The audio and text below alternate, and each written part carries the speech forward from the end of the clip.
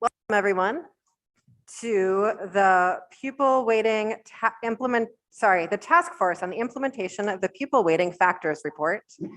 Today is Wednesday, September 8th, and this is our first of two public hearings, and we are looking forward to it. I am one of two co-chairs, Representative Emily Kornheiser. I'm going to ask all the members to introduce themselves, and then we'll start the hearing. Senator Hardy.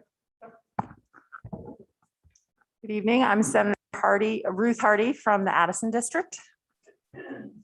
Senator Randy Brock from Franklin. Senator Andrew Perchlik from Washington County. Representative Peter Conlon from Cornwall. Representative Scott Beck from St. Johnsbury. I'm Representative Kathleen James from Bennington 4. I'm Cheryl Hooker, Senator from Rutland County. Thank you very much. For each new witness, I am going to say the first person's name and then say who is on deck. That means the next person who will be after that person. So you can get yourself prepared, and our committee assistant Sorsha can pull you into the main room. We have 3 minutes per person. A timer will be going off. In my experience, sometimes people are reading, and so it's hard for them to also focus on the timer. I will interrupt you at 3 minutes. It might be hard for you to hear me because you're so involved in your reading. And so I will interrupt you again at 3 minutes. If at my second interruption at 3 minutes, I am a very good interrupter, so don't worry about that. If at the second interruption at 3 minutes, you're not able to hear me, then we are going to mute you at that point. So fair warning on that. It's just so that we have time for everyone. We have a very full hearing, and we had to close the registration on Friday because so many people had signed up. So I want to remind everyone that we are having another public hearing in a little bit. We will publicize that date soon. And there's a public comment period at the end of each of our task forces meetings, as well as we are very happy to receive written public comment at any time. And sometimes that's even easier for us to digest than hearing people in person. So thank you very much for coming. First up, we have Rory Tebow. And then next on deck is Michael Taub.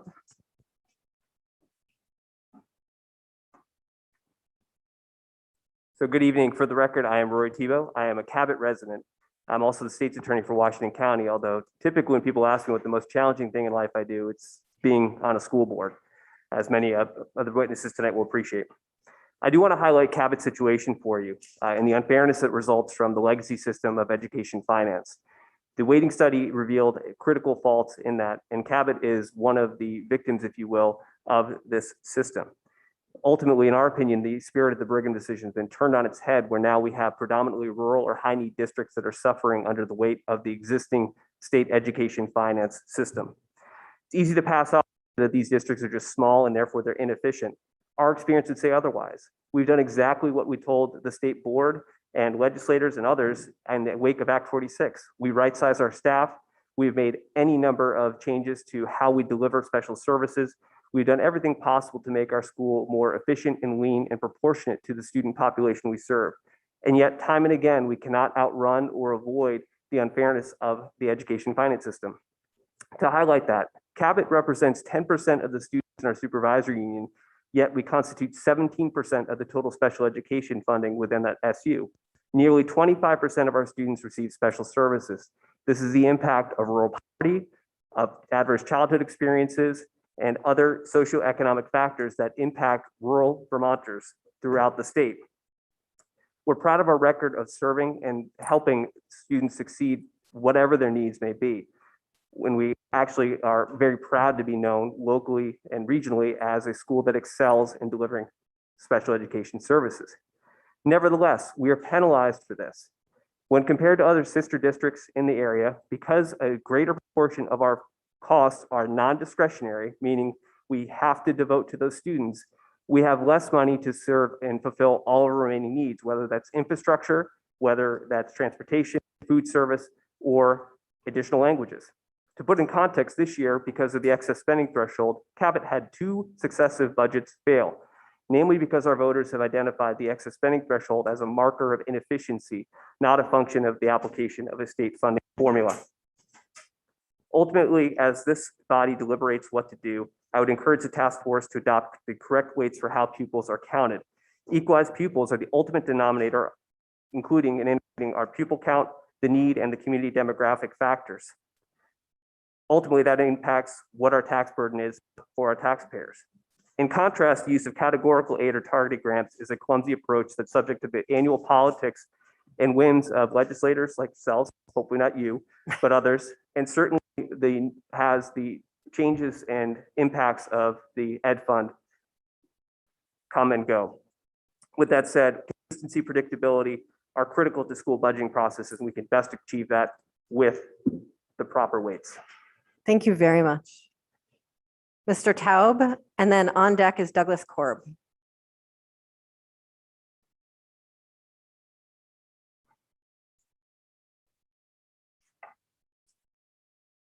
Good afternoon, everyone.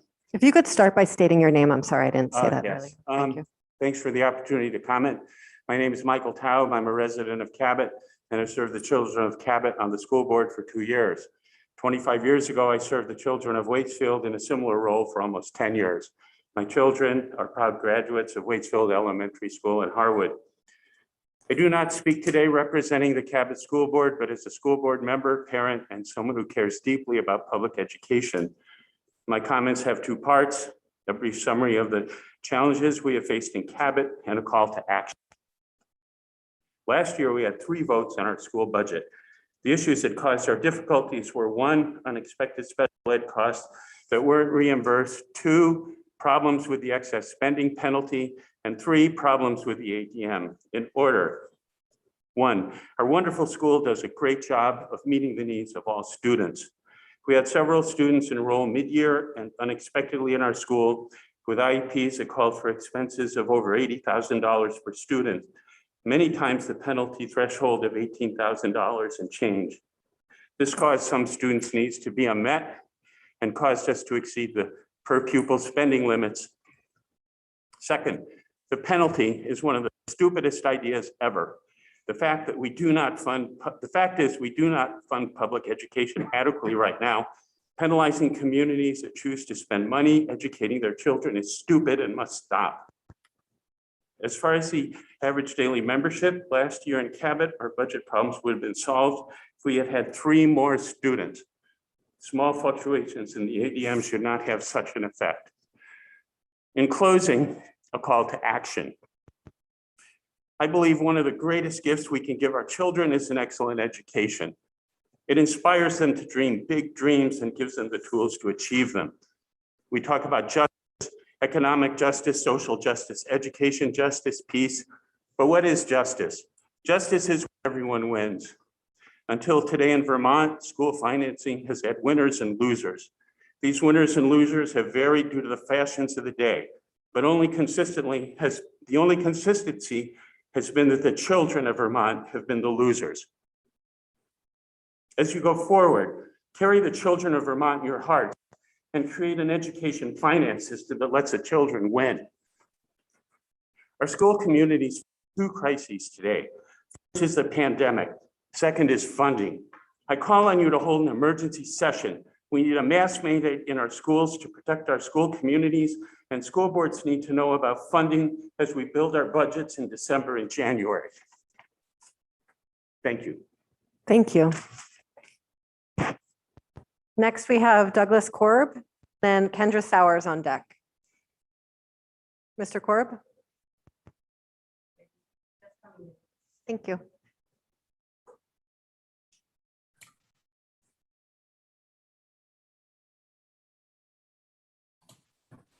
Hi, good evening.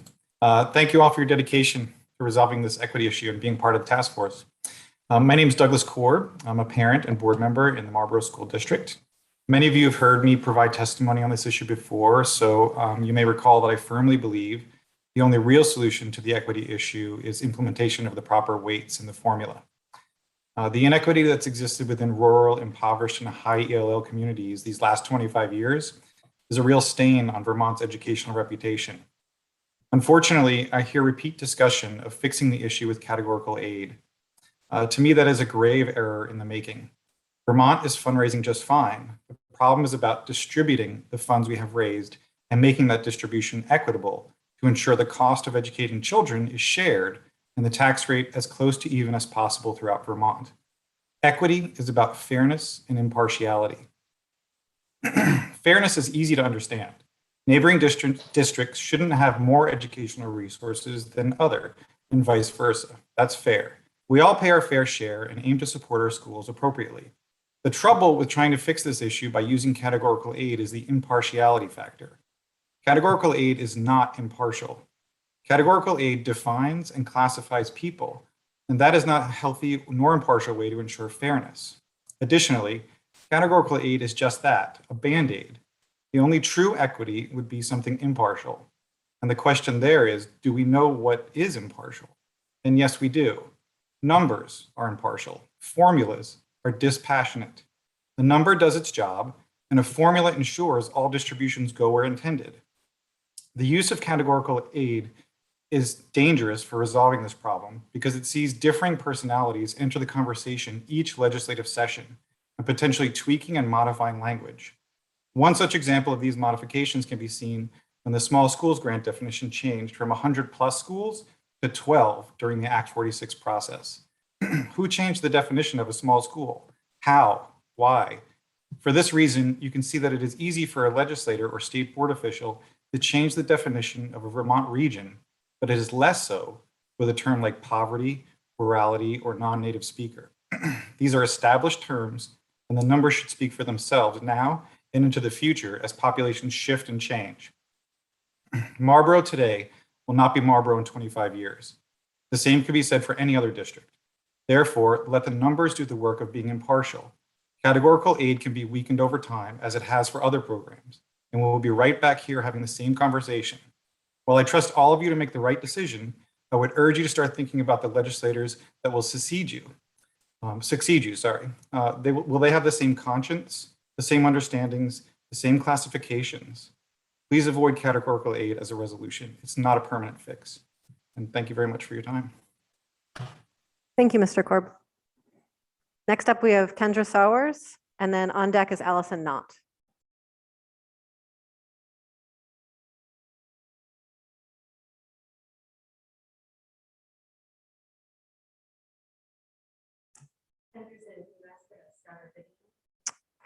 Kendra, can you start your video for us so we can see you?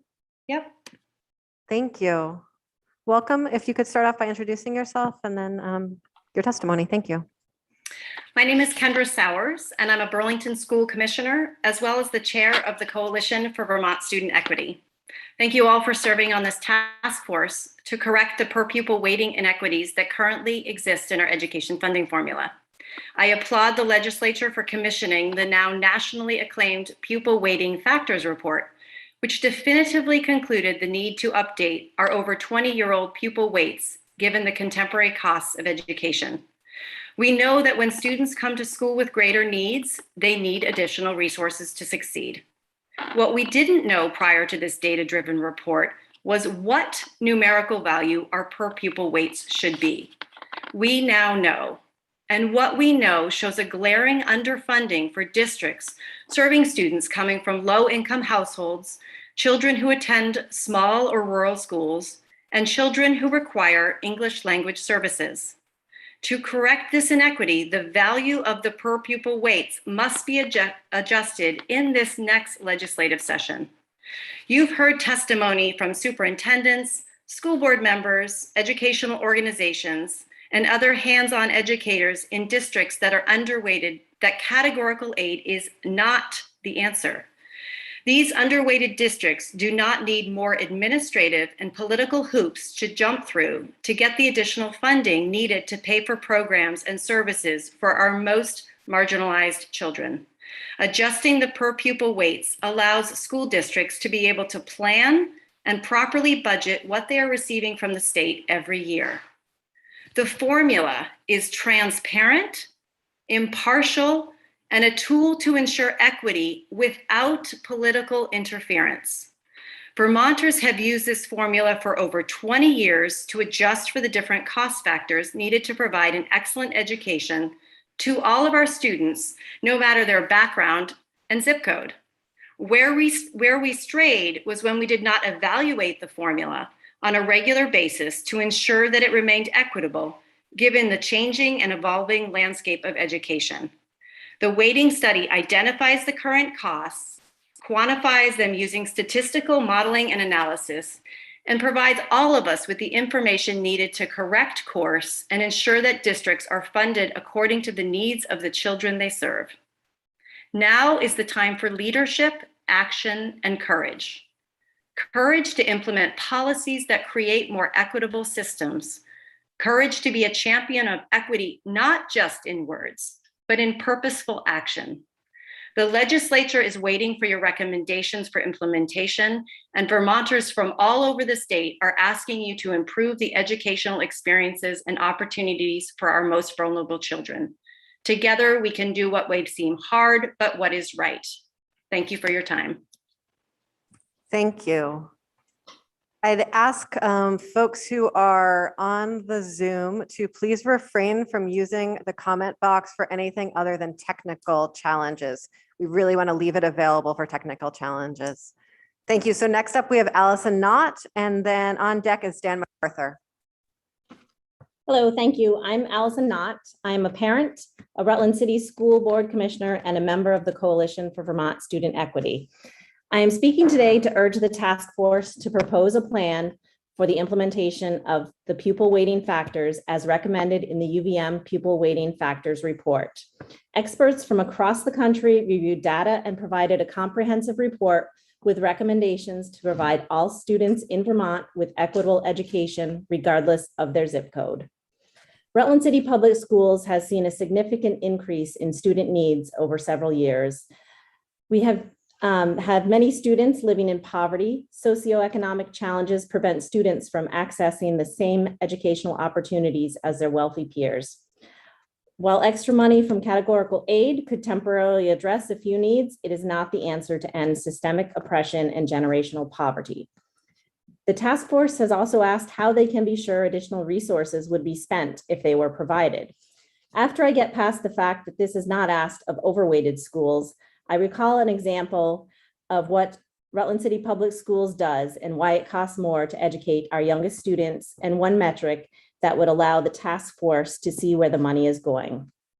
10 years ago, my family moved to Rutland from a commuter community outside a metropolitan area. Our daughter entered second grade with 12 students. Her first grade classroom that she had just come from out of state had 22 students. One might think we could save a lot of money by simply increasing class size. Then there's the reality of how diverse these 12 students' needs were when compared to a cohort of more affluent peers.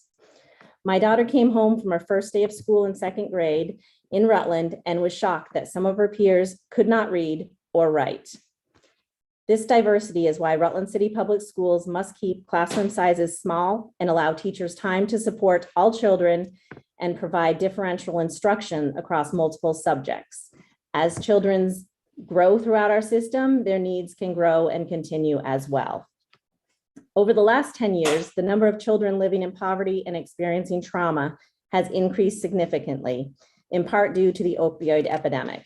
Schools must meet students' basic needs before they are ready and able to learn. Rutland City students and taxpayers have been suffering due to lack of resources to support diverse student needs. Joining the Coalition for Vermont Student Equity has shown me how diverse schools may be struggling for many reasons, yet can agree fixing the weighting system would help all, whether our communities are impoverished, rural, or have welcomed new Americans.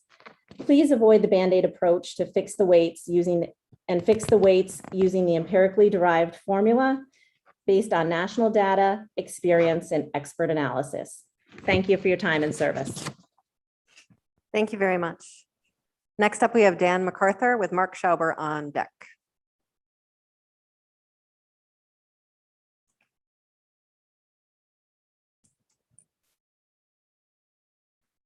Next up, we have Dan MacArthur.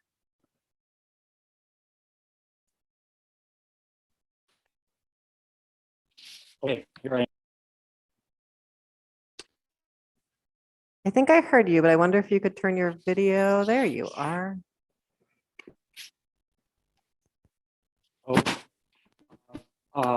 First of all, thanks to you all for your time and energy addressing this important issue. The time and effort you've been putting in to improve the way Vermont's kids' education is paid for is much appreciated, and I thank you for that. My name is Dan MacArthur. I've been a school board member in Marlboro for too many years. Pardon me? I was asking you to introduce yourself at the exact moment you I'm introduced sorry. yourself. Go ahead. Thank you. Okay, so I think you know who I am. I've been a school board member in Marlboro for too many years. I'm here today to tell you.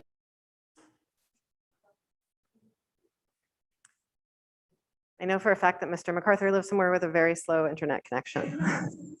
Yeah, it looks like he was. Oh, he is back. Okay.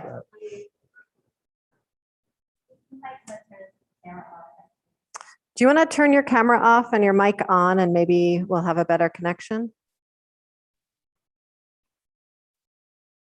How's that? Is that better?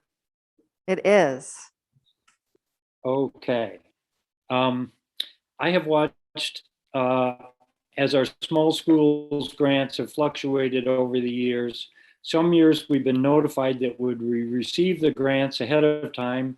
Other years we've waited till the last minute to find out whether we would get the grants. In some cases we developed, presented for voter approval and passed budgets that did not include the grant because we were not sure and left entering the upcoming year short on voter approved funds. Because of this, education tax rates have fluctuated wildly in our town, which has the most negative impact on our poorest taxpayers because the minimum ed tax percentage that residents pay based on income increases with increases in local education spending. Categorical grants have contributed greatly to the swings in our tax rates, but more importantly, educationally, a grant like we receive, when we do receive them, of about $115,000 to a small school means an entire teacher with classroom assistants in our school. Either we get the grant and a class has a teacher, or some years we don't get the grant and the class children get divvied up into other classrooms with split grades and with too few resources. My observations over these many years has been that it's likely to be the neediest kids who slip through the cracks in this situation. Even the very best teachers have a hard job when the classroom has too many kids in it and the age and ability range among those kids is spread further.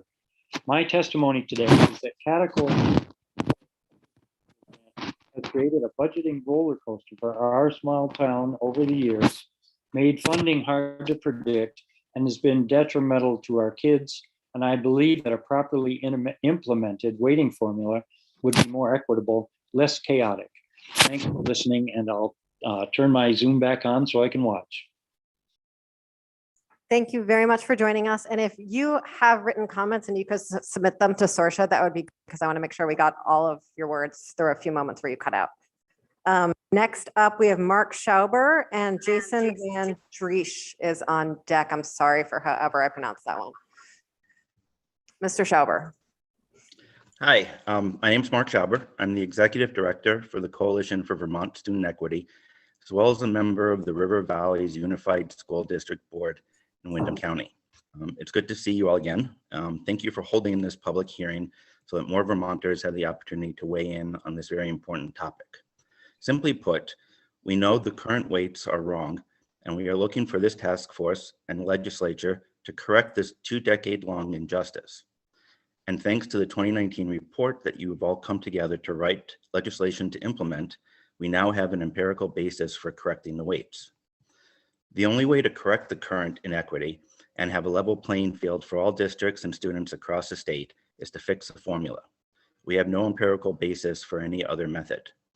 One of the concepts that some find attractive about using categorical aid in place of the weights is that it gives the state the ability to police what those districts do with the money. But we are asking for equity, and those wealthy districts that have been overweight for more than 2 decades haven't been policed on their allocation of resources. Why should, and if I may be optimistic for a moment, the previously underweight districts be policed on how they allocate resources? Instead, use EQS applied evenly across the board to ensure all Vermont children are receiving their constitutionally required equitable educational opportunities. Chair Kornheiser, earlier today, you pointed out that the legislature can't legislate in perpetuity. That is one of the primary reasons that we oppose using categorical aid in place of the weights. At any time, the legislature can turn a grant into a political football. Just look at the progression of the small schools grants from one based on a formula to an incentive merger grant to Act 73, which did away with the incentive altogether and just gives it to all eligible districts. Weights, on the other hand, are determined based on data and statistics, and as Dr. Colby recommends, should be reevaluated based on those every 4 or 5 years. I apologize for being so direct, but no district should have their taxing capacity and thus resources be determined by who speaks the loudest or has the most pull. The weights create equity across the state. They don't raise taxes for all Vermonters as categorical aid would, and they create a level playing field for all Vermont children. Please implement the weights as recommended in the report. Thank you very much. Thank you. Next up, we have Jason Van Driesch. And on deck is Ted Flimanos. Hello, my name is Jason Van Driesch. I'm in the middle of making dinner and just so delighted that you all have this opportunity to testify via Zoom because I wouldn't be here otherwise. And I don't have prepared remarks. It's been a crazy day at work, but this is something I care about a lot. So when I heard about it from a neighbor, I signed up. I live in Burlington. My daughter is a 9th grader at Burlington High School. Partly, she does other things as well. And I'm very strongly in favor of adjusting the weights. What I see here in Burlington is that the schools are just constantly scrambling to meet a giant range of needs and don't have the resources to do it, in spite of the fact that we pay pretty high taxes in Burlington. My taxes went up by 50% this year because of the reassessment, which I know is not directly tied to the school funding formula in any way, but 2/3 of my taxes do go to the school district. So for fairness reasons, for Burlington schools being, the kind of school where everybody can thrive, for a lot of different reasons, I really strongly encourage you to bake a fairer setup into the numbers. And I don't know much about the specifics. All the folks who have talked before me are much more knowledgeable. But it's pretty obvious that what we've got now is neither fair nor sustainable, and that needs to be fixed. With regard to the, what are they called? The categorical grants. It sounds to me like what we're talking about here is kind of similar to the minimum wage, where at the federal level, the minimum wage, got raised umpteen years ago and then kind of got abandoned, and things didn't change, and people lost ground. And what we really need is a minimum wage that's tied to some reasonable metric and goes up without people having to fuss with it every year. It seems like we need the same thing with our schools, and that sounds like what we're talking about here. So as the parent of a high schooler, and as somebody who loves Burlington, but is really kind of staggering a bit under the increase in taxes in Burlington, I very strongly encourage you to update the formulas to reflect the report that you got recently. I have never before testified to the legislature. This is the first time I've done it, and I hope you'll do the right thing. Thank you so much. Thank you very much, Mr. Van Driesch. Next up, we have Ted Flimanos, and then on deck is Laura Lee.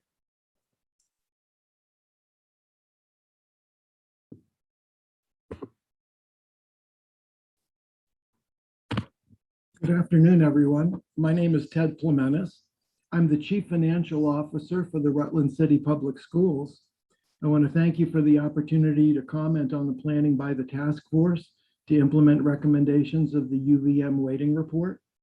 I have had the opportunity in the past year to work with many dedicated and talented members of the state's Agency of Education, all of whom provide very beneficial services on behalf of Vermont students. However, As recognized in 2018 by the state's legislature, over time, and with changes in demographics, the methods used to allocate state education funding to school districts and supervisory unions have not kept up with changing needs, in spite of good intentions to do so. It's certainly encouraging that 4 committees in the House and the Senate passed legislation unanimously, then signed by Governor Scott, to take on this very challenging but equally critical task of realigning educational funding practices with current costs and needs. The analysis and recommendations of the 2019 UVM study provide a solution that is both reasonable in concept and grounded in solid data analytics. Are the UVM recommendations the only viable approach? Of course not. Are these recommendations the best approach? Well, that would depend upon what attributes are considered to be best. However, the study's recommendations do provide a very well thought through set of changes that would move the state forward to achieving its objectives involving quality of education and access to that education. I believe that implementing these recommendations would benefit students statewide and likely to a far greater extent that might be involved in working out potential issues along the way. The state could continue to deliberate and hope for a more perfect solution. Of course, Vermont could also be waiting for another 20 years without making progress. Deferring substantive action would have its own set of long-term costs and issues for our students, families, and communities. There is a saying that the cost of a good education is high, and the cost of an inadequate education is even higher. That observation is true in so many ways. And finally, to quote a comment made by Representative Catherine Sims, which I think sums it up so very well, Representative Sims pointed out that equity is not a zero-sum game. Everyone in Vermont will benefit from a fair, equitable education system. So I thank you on behalf of my district and students across Vermont for taking up this matter, which hopefully will serve the best general interests and long-term interests of our state. Have a good afternoon. Thank you very much. Thank you. Next up, we have Laura Lee and then George Cross on deck.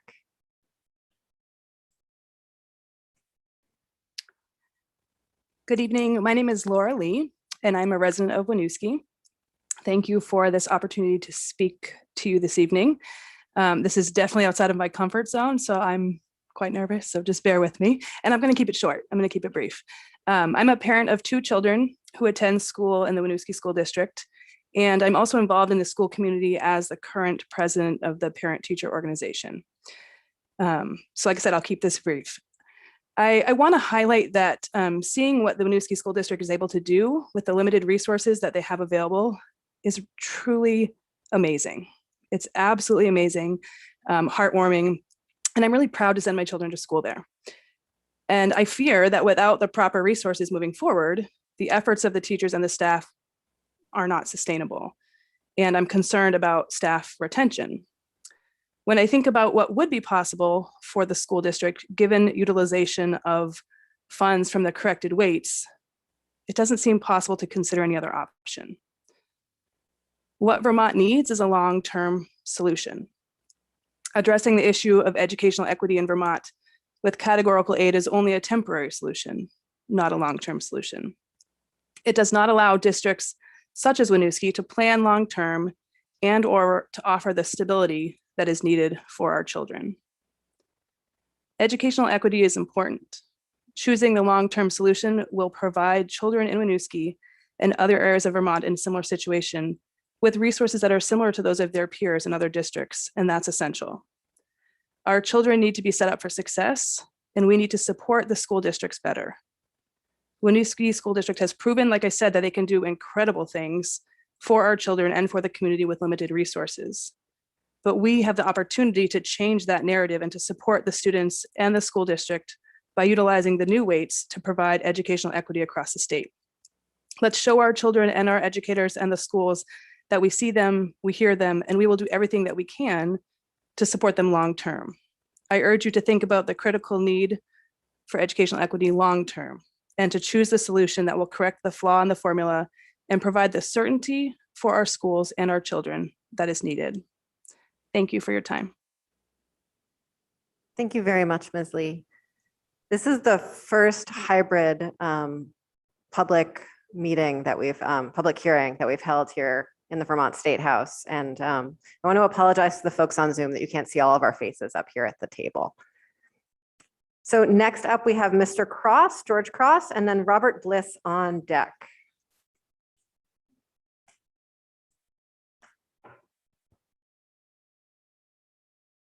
Mr. Cross, you are muted.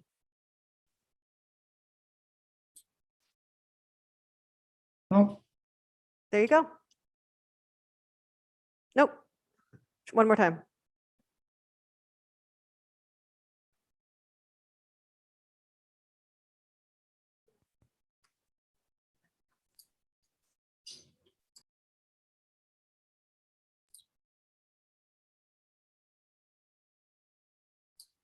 it should be okay. Yes. Okay, thanks. Thanks, Cheryl. My name is George Cross. I live in the town of Winooski, or the city of Winooski. I had served in the legislature for 10 years at one point, and I was the superintendent of schools in Winooski until 1999 when I retired. And I was there for 12 years. I have sent a copy of a couple of comments to the committee, and so I will not go over all of those. I would like to highlight just one thing, and that is that not all communities in Vermont are created equally. We know that. We knew that prior to the advent of Act 60, and we know that today. By the same token, not all students are created equally. And thus, not all school districts are created equally.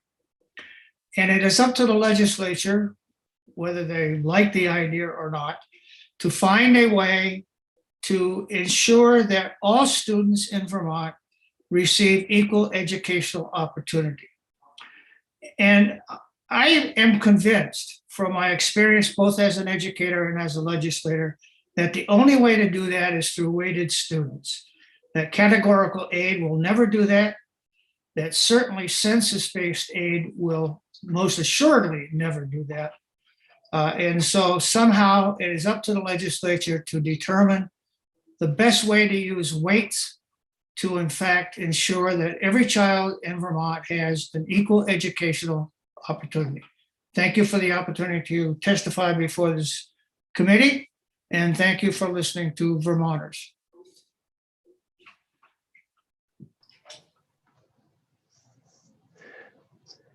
Okay to go?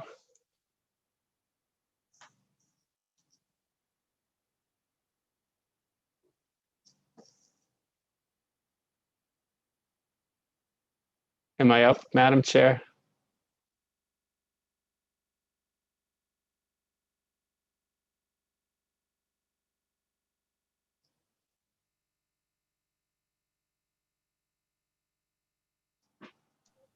Emily.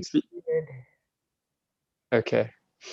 All right. So my name is Robert Bliss. I am a Rutland City resident, and I also serve the community as the superintendent of schools. Thank you for making the time to allow public comment and for welcoming me to the public hearing to provide a perspective as a father, educator, and citizen taxpayer of Vermont.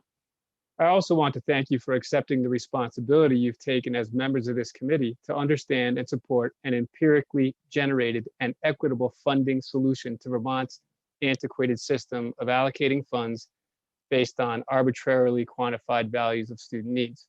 Your challenging task is to correct this antiquated system. The Rutland perspective is one that is becoming more common around Vermont.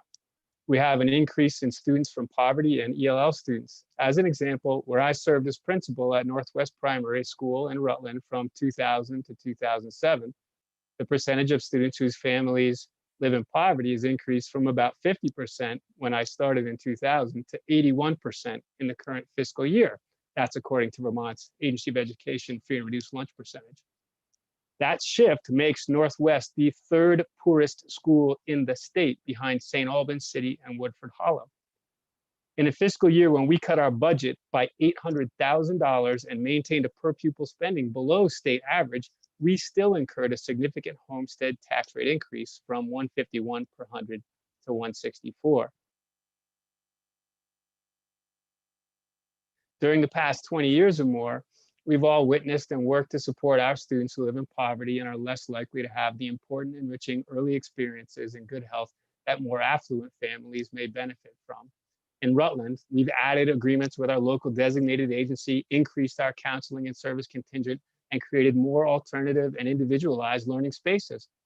All of that's occurred within an arbitrary and antiquated weighting system. That shifts the increased expenses onto taxpayers who can least afford it. The scenarios played out in communities across Vermont. I understand there's a consideration of a categorical aid scenario. There's no empirical basis for that kind of aid.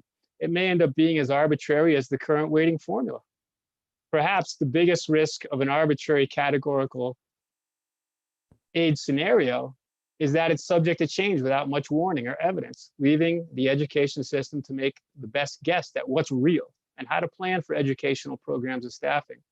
As a frugal and responsible district, we in Rutland City would be unable to create a viable long-term strategic plan for programming, capital expenses, and budgeting using the categorical aid. We must plan thoughtfully.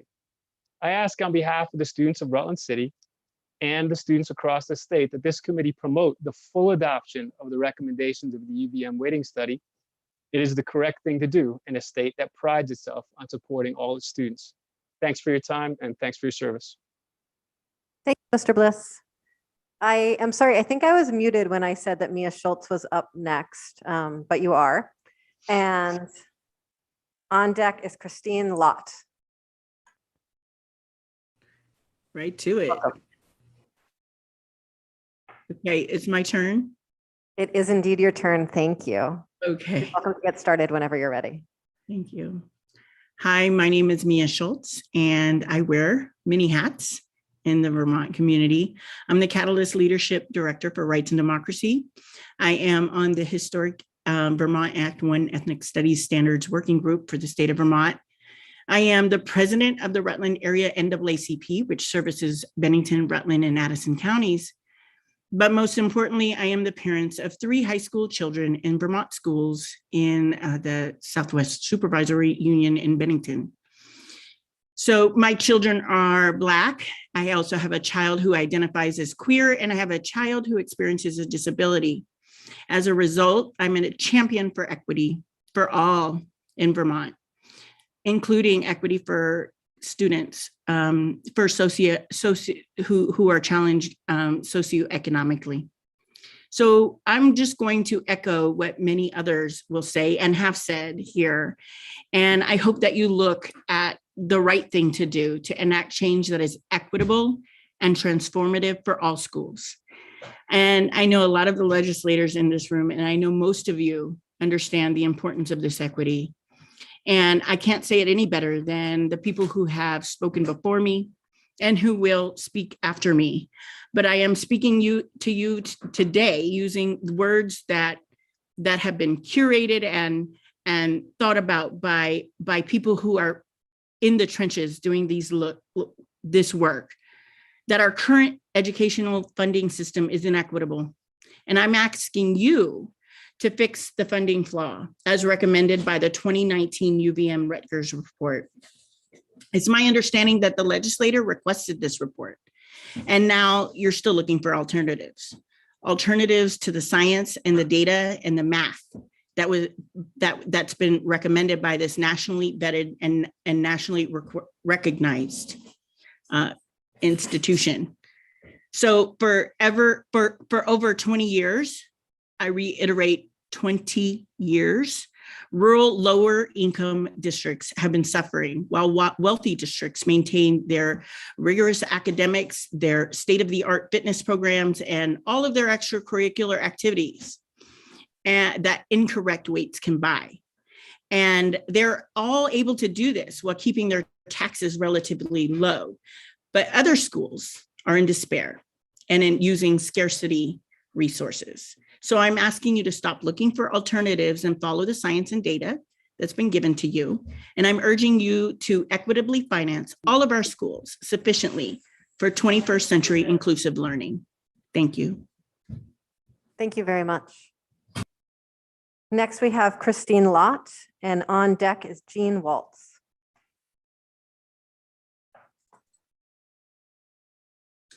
Hi, I am Christine Lott, Mayor of the City of Winooski, and I'm here in support of implementing the recommendations of the Pupil Weighting Factors Report. When the education funding formula was developed, decision makers at that time already knew that some students required more resources, and they committed Vermont to distributing resources equitably across the state. We know that formula is out of date. It doesn't provide support to our students the way we want it to, and it's underserving kids with the most need. If you don't update the formula, you allow that inequity to persist. Categorical funding is inefficient and expensive, creates more red tape, more administrative costs, and more barriers to getting resources to students efficiently and effectively. And it flies in the face of the local control we value as Vermonters. Additional funding in the form of categorical aid sounds to me like it's going to require new revenue, further straining already overburdened Vermont taxpayers. Those increasing costs will continue to reduce affordability in our state, will perpetuate gentrification that's already starting to occur in towns like my own, where existing residents are being priced out by ever increasing housing, which is certainly impacted by increasing property taxes. This displacement is harmful for families and students, and it decreases socioeconomic integration within our communities. We know that lower income districts tend to have more high needs students, which the funding formula is meant to support, such as English language learners. The funding formula provides more resources to higher needs students and distributes that cost across Vermonters based on somewhat their ability to pay. I wonder how categorical aid would be funded in a way that considers income the way the funding formula does. If it doesn't, if we're all paying into it evenly, then that's in direct conflict with that principle of equity, and will again further decrease affordability here for the most vulnerable in Vermont. The funding formula is about resource distribution. Categorical aid is not a solution to this distribution problem. An update to the formula is a permanent solution, whereas categorical aid is very likely to change from year to year. Should aid amounts be reduced in future years due to funding shortfalls, wealthier districts are going to be able to fill those gaps, and districts like mine with a limited tax base and a high needs student body are not going to be able to continue supporting our students. A fluctuating system of categorical aid does not protect the resources that our students need. If we are truly committed to equity in our education system, correcting the funding formula is the only solution we should be focused on. Our shared constituents and future voters need this change, and I urge you to spend your limited time finding a way to phase in those changes to the formula over time in a way that communities can handle. Thank you for your time and service on the task force, and for this opportunity to speak to you this evening. Thank you. Next, we have Jeannie Waltz with Miro Weinberger deck.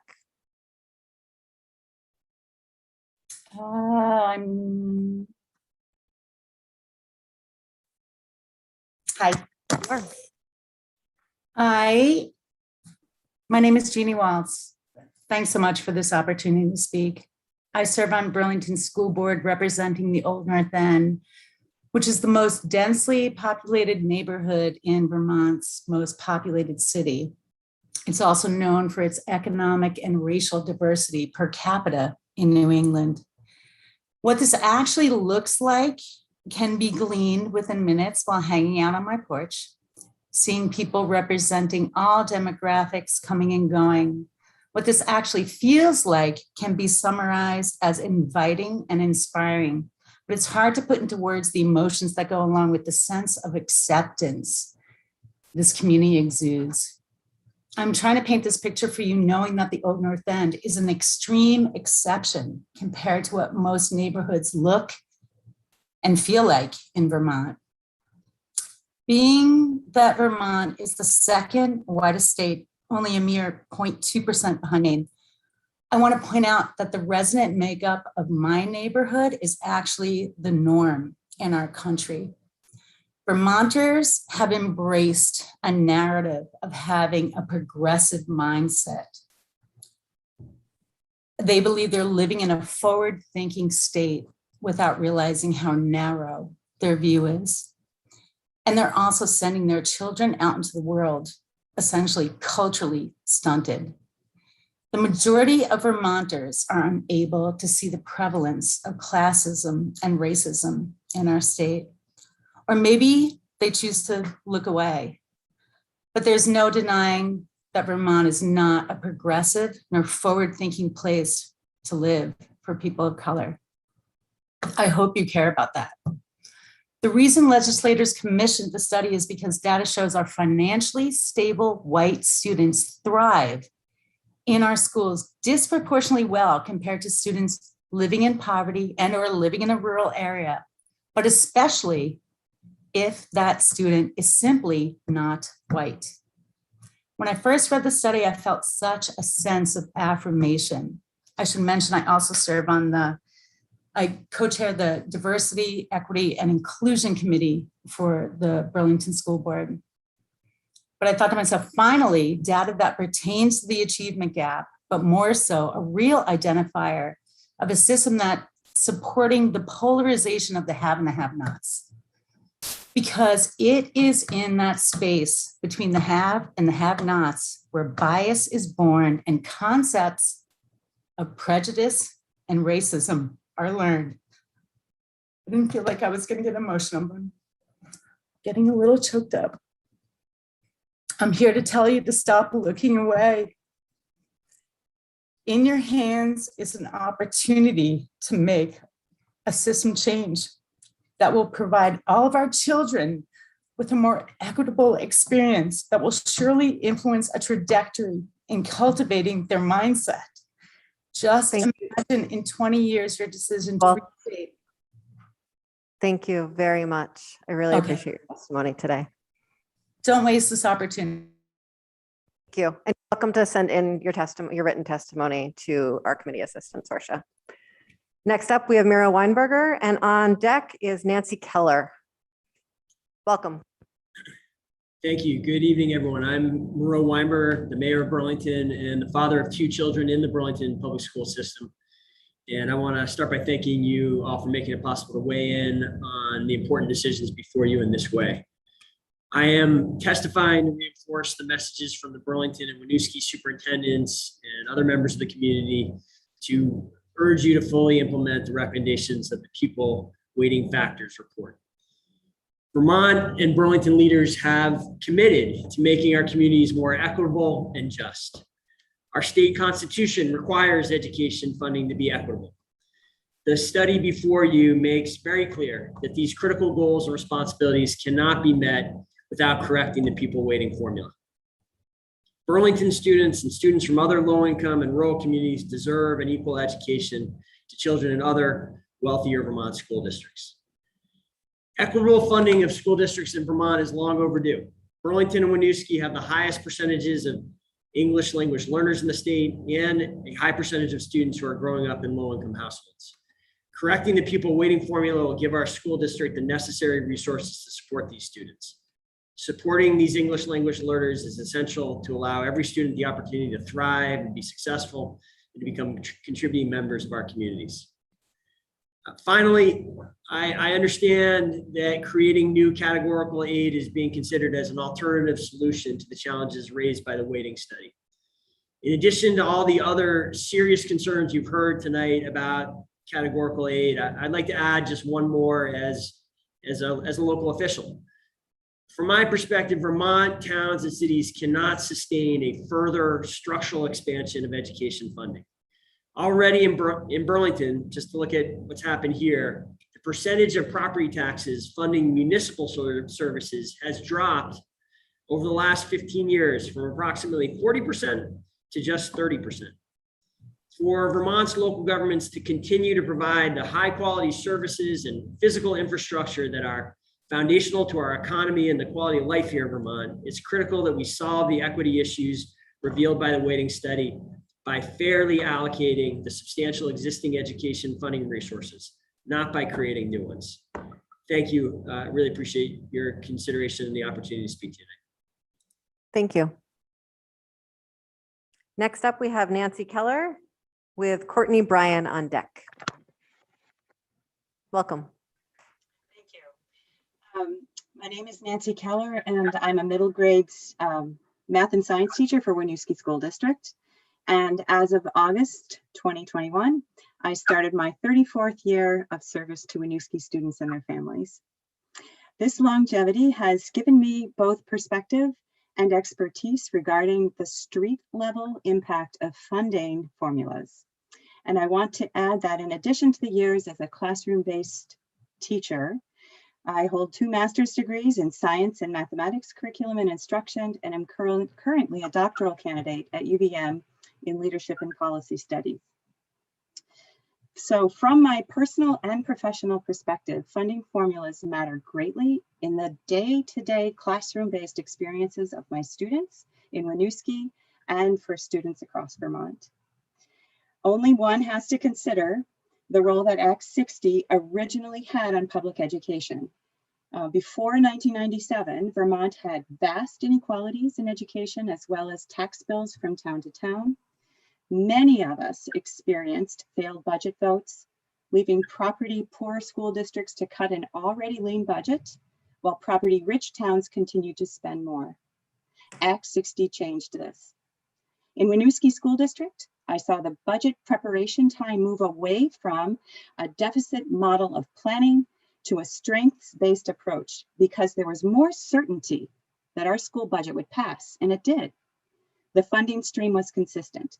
I saw the resources that I needed for instruction grow, and finally I felt we were beginning to address the needs of students who had been historically marginalized. And we now can do better. Vermont is poised once again to make an impact on educational equity by updating the weighted formulas for students who are English language learners. And I'm here today to urge you to move forward with this plan versus relying upon categorical aid. Others from my school district, from the superintendent to our finance manager to school board members to other teachers, have thoughtfully considered the weighted formulas and have offered expert testimony. I urge you to reconsider this. Categorical aid for students who are English language learners is an inequitable approach, period. It is an inconsistent source of funding, and it narrowly targets what others think is best for our students versus the judgment of highly qualified professionals who work collaboratively with these students and their families. Thank you for giving this time and for all your efforts to help our children in Vermont. I appreciate it. Thank you. Next up, we have Courtney Ryan with Yam Busnet on deck. Hi. My name is Courtney Ryan, and I'm a kindergarten teacher in Winooski. And I'm here to speak in support of adopting the weighted pupil funding. My daughter's in the background. I started my educational career as a teacher, a student teacher at JFK, and have since taught for 12 years there. I believe so deeply in our school that I became a taxpayer by buying a house here, and will send my own daughter to JFK in 2 years. In the years that I've taught, there's been one constant, and that's the need that I need multiple sets of arms. The depth of need and the importance that I meet those needs for our children is a priority that resides deeply in my heart. As a teacher, I strive to reach each child's need through a differentiated approach to instruction and care, and know that that is how my colleagues teach all of our students. The funding would allow students to be equitably and sustainably reached. One of the reasons that I choose. We can still hear you. It's okay. I know. One of the reasons that I choose to send my own daughter into Winooski in the future is that I know that our educators work tirelessly to give students what they need. That work is imperative, and I thank you for your thoughtful consideration and trust you to make a decision that is centered around the needs of our children and families who are relying on you. Thank you. Thank you very much. Thank you both for joining us. Next up, we have Jan Basnet and Liz Curry is on deck.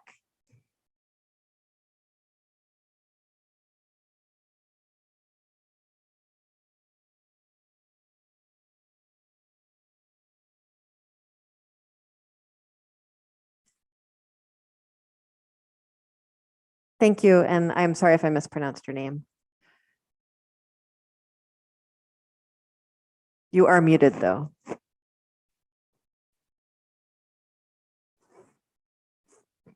If you could unmute yourself, we would be able to.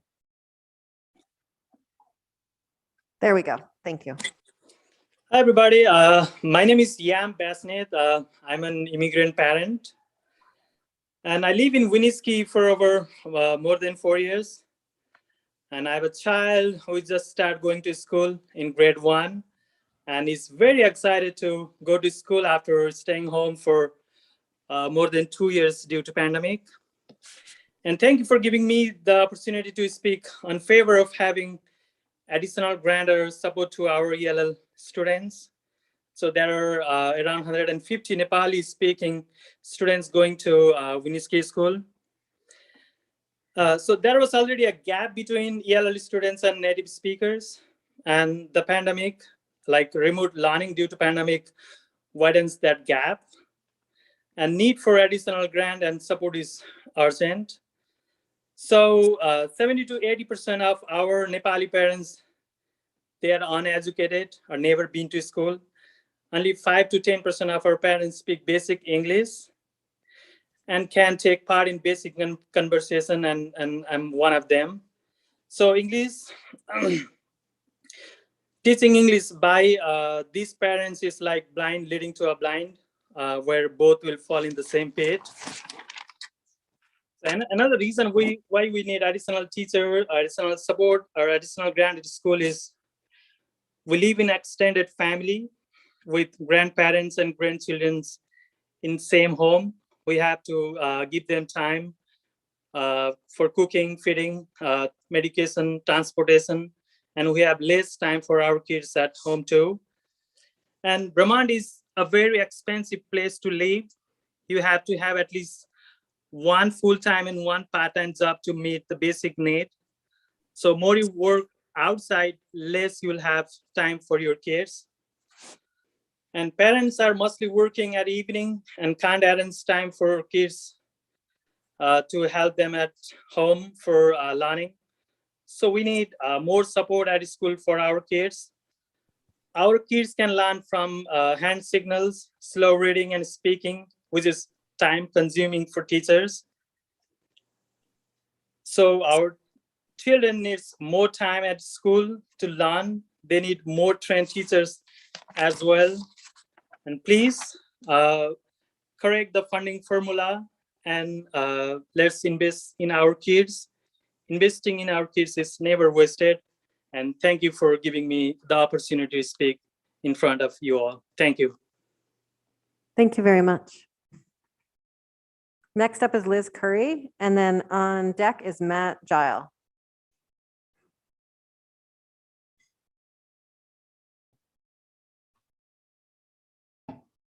Welcome. Thank you. Hi, my name is Liz Curry, and I reside in Burlington. Thank you for engaging the public in this conversation about the Pupil Weighting Factors report. I'm speaking in support of the report's recommendations for delivering more fair and equitable weighting. I spent 7 years on the Burlington School Board between 2013 and 2020, and I'm not speaking on behalf of the board or the district or any agency. These are solely my reflections after serving on the board and raising 2 children in Burlington's Old North End who went through Burlington schools. Many of my kids' friends and peers were from former refugee families and or have low incomes, so I witnessed on a personal level the impact of an educational system that was not designed for them because the per pupil weighting formula is woefully outdated. During my school board tenure, equity and financial sustainability were at the top of our agenda.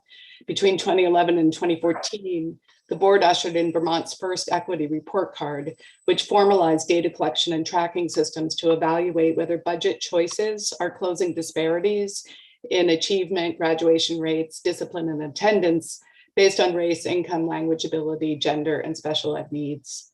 Equity report cards nationwide confirm that students who are successful in school are overwhelmingly from white families with moderate to upper incomes, economic security, degrees from higher ed institutions or trade schools, and social networks that benefit their children. Our educational system was designed for these kids, and they are mostly the ones who make up Vermont's impressive 93% graduation rate and who compete successfully for jobs and other roles in our communities, like serving in government.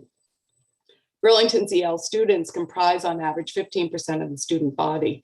At times, we have 26 languages spoken in our schools.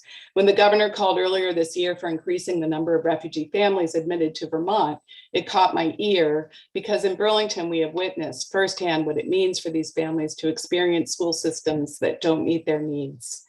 Our EL program was designed in the 20th century before we knew how to effectively support EL learners. The program has had few resources to redesign itself to follow best practices, the most important of which is a model that pushes EL students into mainstream classrooms with teachers trained in this approach, so they gain proficiency faster and experience the challenges that they are capable of meeting. Neighboring districts like Colchester and Essex have implemented best practices more closely because refugee families only recently began moving there. But redesigning a legacy program requires an infusion of budget resources and sustainability. While adjusting the weighting factors may not produce revenue for all schools, it offers an equity framework that allows us to hold school boards accountable for budget allocations that produce more equitable outcomes. In order to be a more inclusive society, all of Vermont school districts must develop a more universal design for education that meets a broader range of needs. To do this, we need a resource framework that eliminates disparities. Thank you very much. Thank you. Next, we have Matt Gile with Don Caputa on deck. Oh, you're here in the real life. Hello. Hi, I'm Matt Gile. I'm the librarian for the Winooski School District and the president of the Winooski Educator Association. I support the full implementation of the recommendations in the Pupil Weighting Factors report. Meeting the needs of multilingual learners requires funding for increased staffing, specialized programming and curriculum, and competitive salaries to attract a dedicated and skilled faculty. Winooski School District's dedicated and skilled teachers who serve a district with the highest proportion of multilingual learners in the state are also the lowest compensated in Chittenden County. Education funding that accurately reflects the needs of the communities those districts serve is a necessary step in creating an equitable public education system in Vermont. Thank you. Thank you very much. Next up, we have Don Caputa with Jeremy Kirk on deck.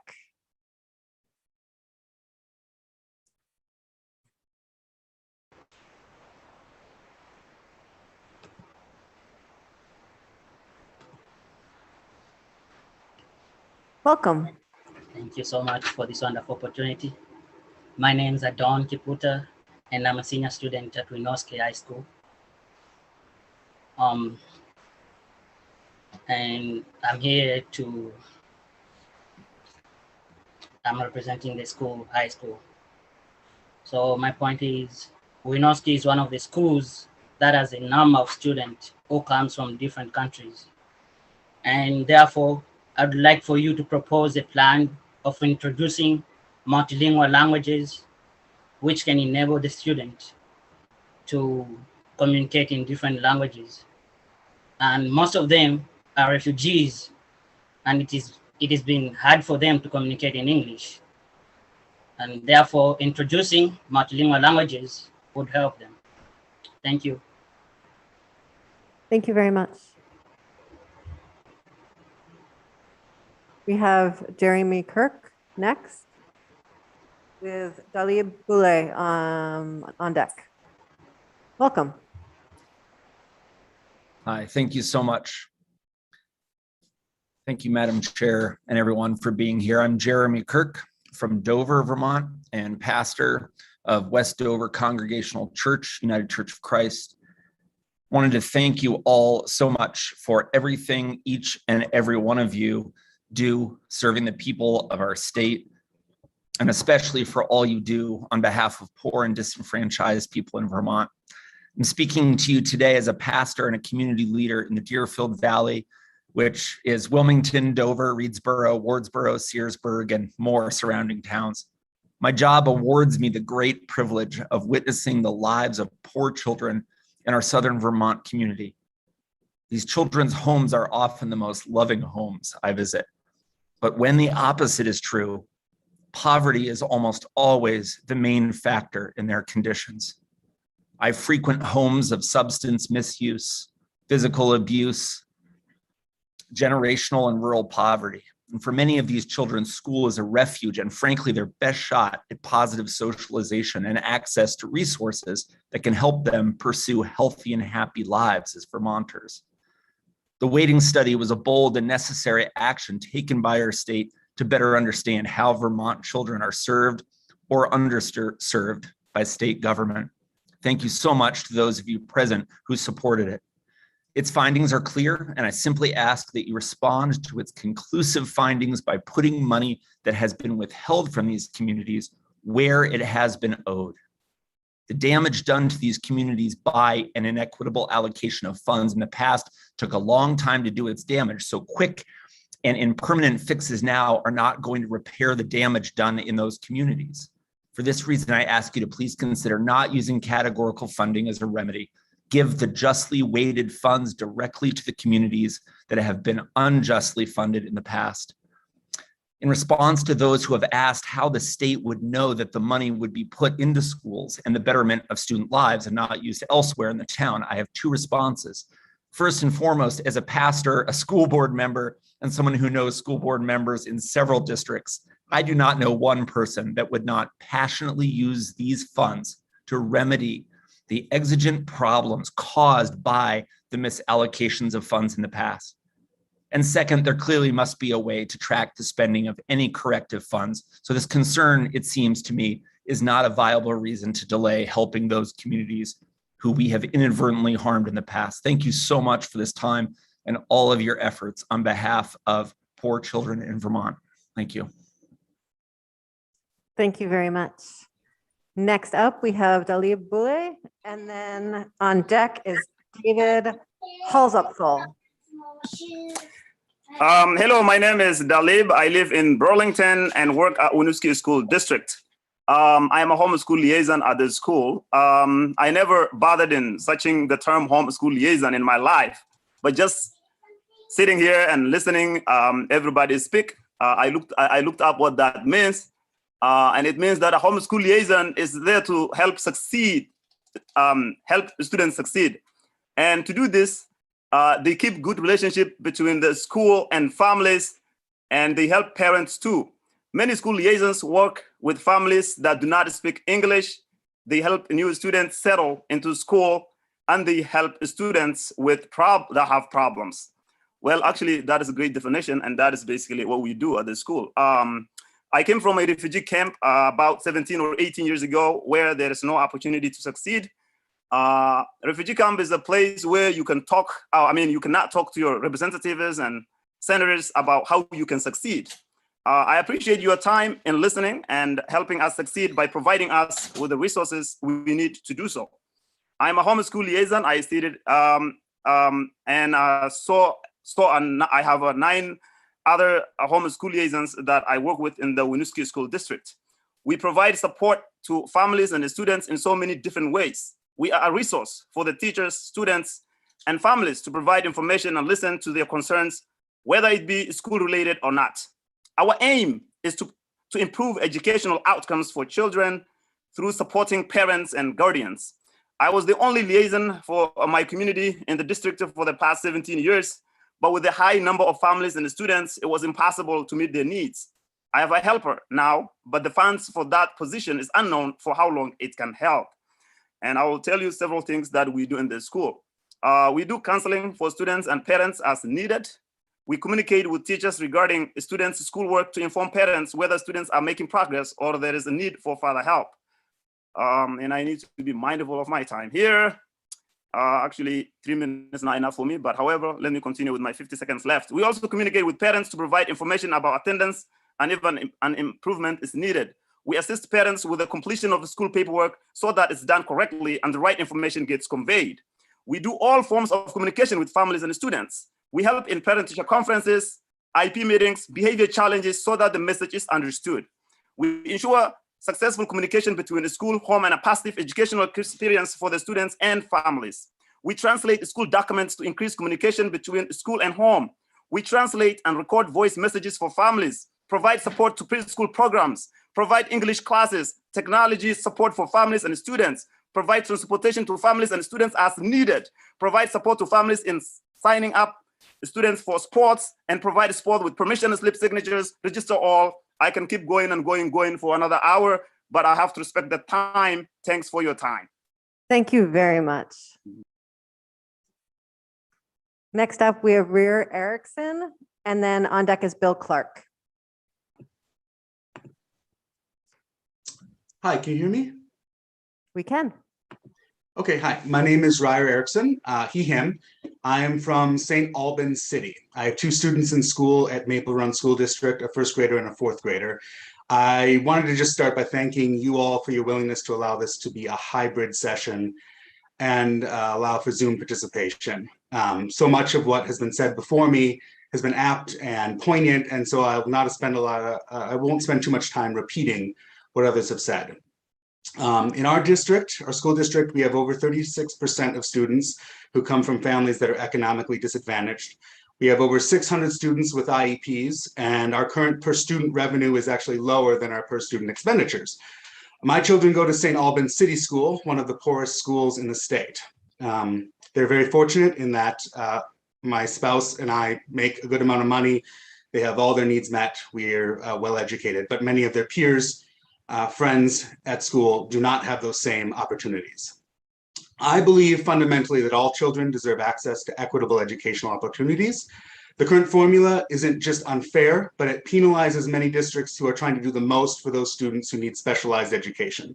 Our current program disadvantages these students by creating huge disparities in who receives what funds. It's a simple issue of distribution. The money's there, it just needs to be distributed equitably.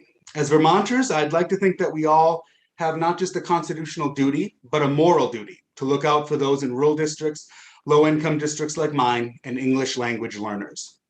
The science has been done, the numbers are there. We need you as our elected leaders to use the numbers from the UVM Rutgers report. School districts are hurting, and COVID has only exacerbated these issues. The time is now to take bold steps and fix the issues we have in our education system by adjusting the weights we use and rejecting calls to implement categorical aid. Thank you again for your time and energy. Have a good night. Thank you, Ryer. Next up, we have Bill Clark with Todd Rowland on deck.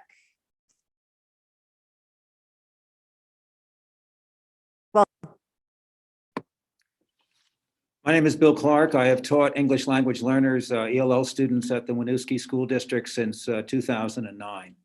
The experience of listening to and reading their stories has increased my awareness of the troubles affecting immigrants and persons of color in this country.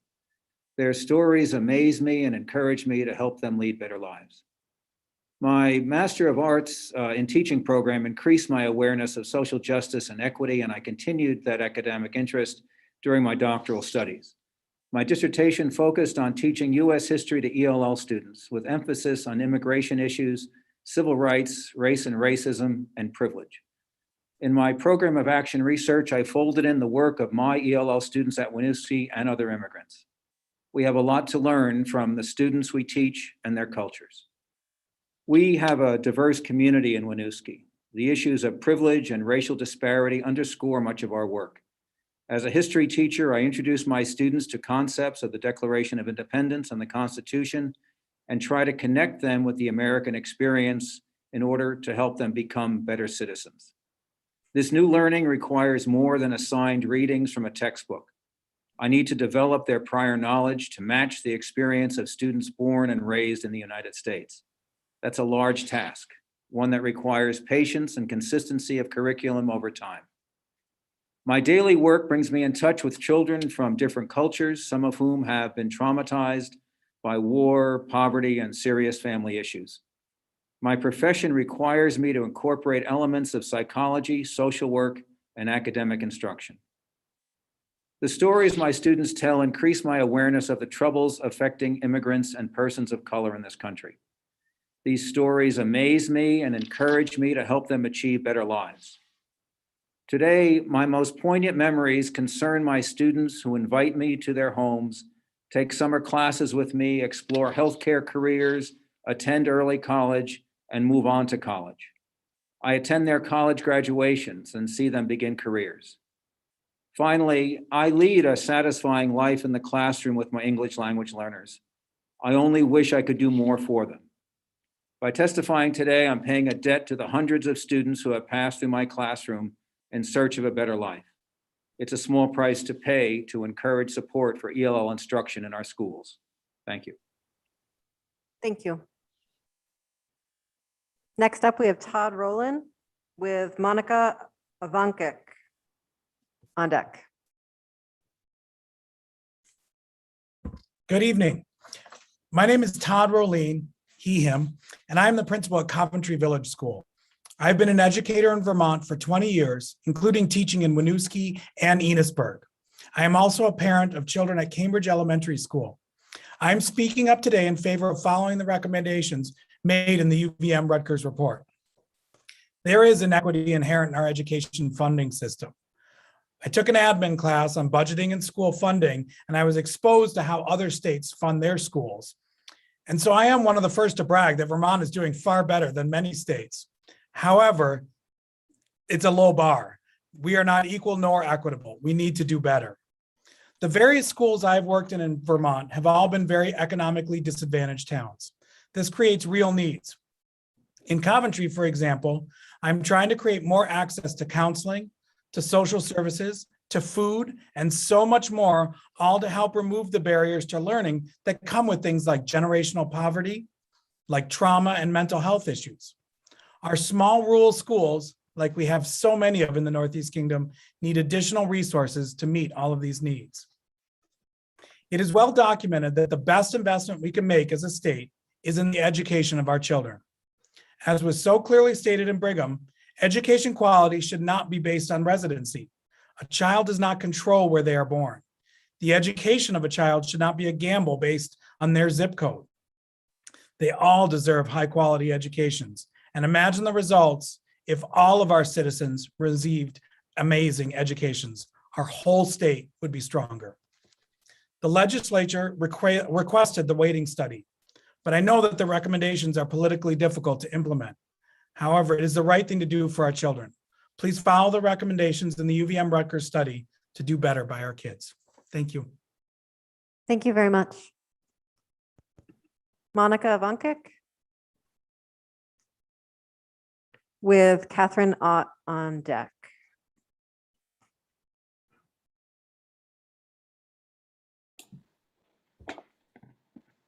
Welcome. Thank you. Hi, my name is Monica Ivančić, and I serve on the Burlington School Board, and I'm also a parent in the district. And today I'm speaking as myself as a parent. And I wanted to thank you for serving on this task force. And I also want to express my gratitude to my colleagues for establishing and serving on the Coalition for Vermont Student Equity. As you know, the Burlington School District as well as the Winooski School District both have higher populations of the highest populations of new American families in the state, and thus high EL needs, as well as a lot of families living below the poverty level, so high numbers of free and reduced lunch kids. In addition to that, we also have a high population of students with special needs that are on IEP and 504 plans, and the numbers of these students are only increasing. I urge you to make major statewide changes to the pupil weighting formula, as found by Tammy Colby at UVM and Bruce Baker at Rutgers, our current weighting formula is extremely inequitable. Please follow the research that was done and adjust the weighting. I know that this may be complicated, but will provide a longer-term solution than something like categorical aid, which I see more as a Band-Aid. And with categorical aid, it's more difficult to plan long-term.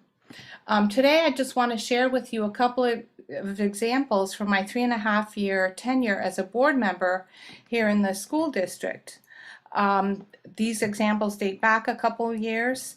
But in 18-19 school year, the two magnet schools in our district, SA and IAA, their library budgets were only $2,000 per school, while all other schools in the district were as much as $7,000 or $8,000. So this means that the per pupil spending was as low as $678 per pupil at the Integrated Arts Academy. But other schools in my district were higher than this. I do not have numbers for other school districts like Essex, Westford, or South Burlington, but in those districts, perhaps that number is even higher. And so literacy is really important foundation to learning, especially for EL kids. The other example I wanted to share with you is the cutting of teachers in that school year. Where a second grade class at one of our elementary schools had very low supports and only 2 teachers for 44 students in second grade. I see my time is running out, but I would like to urge you that with an equitable pupil weighting formula, situations like these would not arise. We are one of the biggest districts in Vermont and have the second highest population of BIPOC students. Thank you. And a high number of EL students. I urge you to take the big step of fixing this issue during this legislative session. Thank you very much. Next up, we have Catherine Ott. And on deck is Martine Gulick. Welcome, Catherine. Thank you. Good evening. My name is Catherine Ott. I'm a public school music teacher, having served in Vermont schools for 10 years, and I'm also a resident of Burlington, which is where I teach, as you can see, represented by my shirt. Thank you for taking the time to consider our comments this evening. First, I want to start by sharing a little background. So I grew up and went to school in New York State, and one of the most striking differences to me between my school experience growing up and that of teaching in Vermont is having integrated classrooms here. When I was growing up in a very mainstream classroom, everything was tracked, and students with differing learning needs were just not part of my experience. And as a teacher, I'm really grateful to teach in a state where we actively work to build learning communities that are inclusive of everyone. It's true, however, that this poses a challenge for the classroom teacher in terms of how we meet all students' needs. We cannot expect students and teachers to have equitable access to educational opportunities based on our integration alone or based on the status quo. The public health school at George Washington University states or describes equity as meaning equity recognizes that each person has different circumstances and allocates the exact resources and opportunities needed to reach an equal outcome. And I believe that seeking equity is the mission of this panel. And so I point you to that quote. I think we have an opportunity here to fix the system, to really work towards that equity. It's extremely difficult for me to meet the needs of the students in my classroom when I have a significant percentage of the class population who require extra supports of some kind, and you're not yet receiving those supports. It's already frustrating enough as a teacher to have very limited planning time, that we don't have enough paraprofessionals for students that need it, that I don't have opportunities to collaborate with my colleagues because of various constraints on the educational system. And while I'm honored to be able to work with a diverse student population, I think it's near impossible to truly provide equitable access within our current model.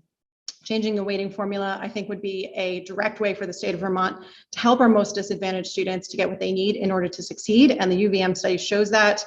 I think we're all familiar also with how success in school impacts life later on.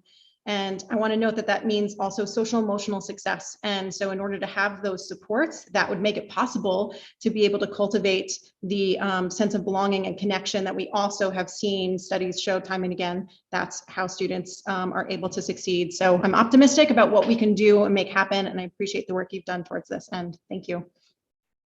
Thank you very much.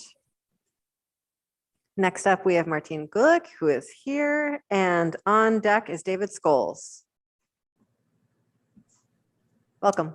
Hello, everybody. Yes, Emily, thank you for speaking loudly and clearly. It makes our job a lot easier. Thank you all for being members of the task force. I am Martine Gulick. I am a school commissioner in Burlington and a member of the Coalition of Vermont Student Equity. What a long day for you. Thank you very much for still being here. I'm probably one of the last ones to speak, and I appreciate so much you taking all of this in.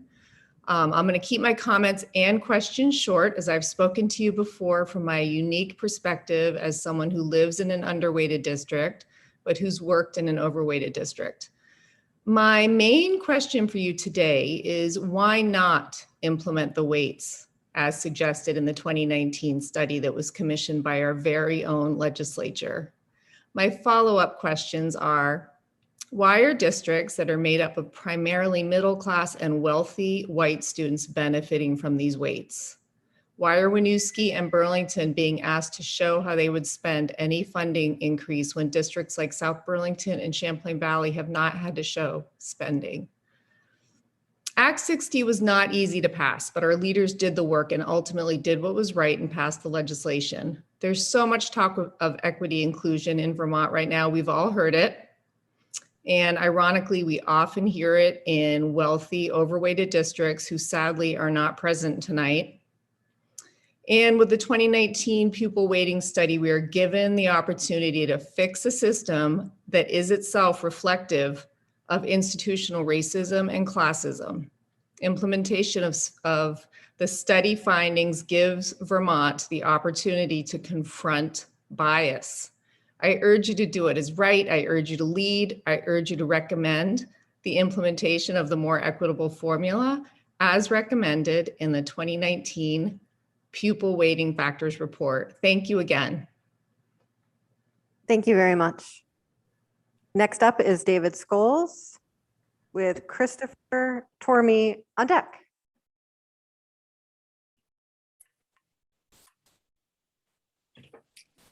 Hi. Well, and thank you for your attention to these issues and to us this evening. It's been an amazing collection of really smart people testifying, and I really don't have a lot to add other than maybe a longer term perspective. My name is David Scholes. I serve as the chairperson of the Wyndham Southeast School District Board, which oversees the schools of Brattleboro, Guilford, Dummerston, and Putney. I'd like to make 3 brief points today. The first is that it became evident in the legislative testimony over the winter that the issue of pupil weighting is really an issue about equity for students and for taxpayers across the district. It also became clear that we're really not currently adjusting for these inequities. This cannot be left unaddressed. It has to be acted on. And I'm really grateful that this task force was created.